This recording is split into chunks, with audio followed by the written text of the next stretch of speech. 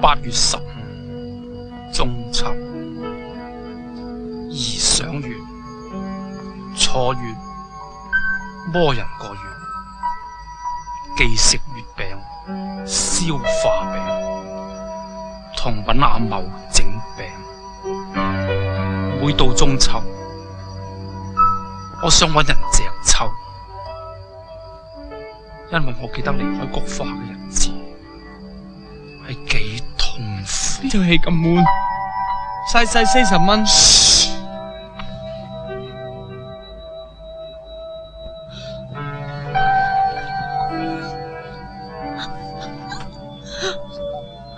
我最中意嗰個導演喺後邊啊！拍呢套戲導演喺入邊啊！我哋陣間睇完問佢攞簽名咯。你知唔知呢套戲10蚊？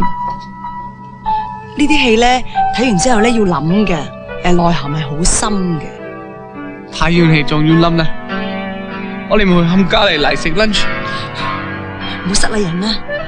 唉，菊花係我最深愛嘅牛，我同佢不可告人嘅事，連佢牛公都唔知道。為咗怕隻牛公知道，所以我去咗沙漠做通坑渠佬嘅經理人，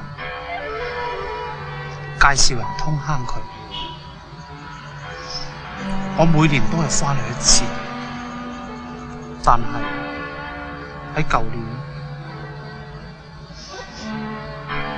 菊花隔籬嘅貓話俾我知，菊花已經死咗啦。回水啊！咩戲嚟㗎？呢啲都唔知做咩嘢。喲，shut up！大師嘅作品點可以咁樣侮辱㗎？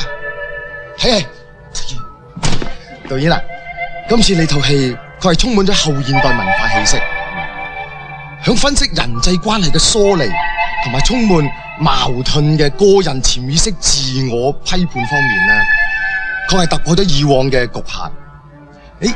我最中意咧就係呢個男主角魔牛呢一場啊，因為佢具備咗符號學上邊極具陽性象徵被壓抑嘅閹割感啊嘛。摸隻牛係做咩啊？摸條女好過啦，係嘛？摸條女好啦，唔好嘈啊！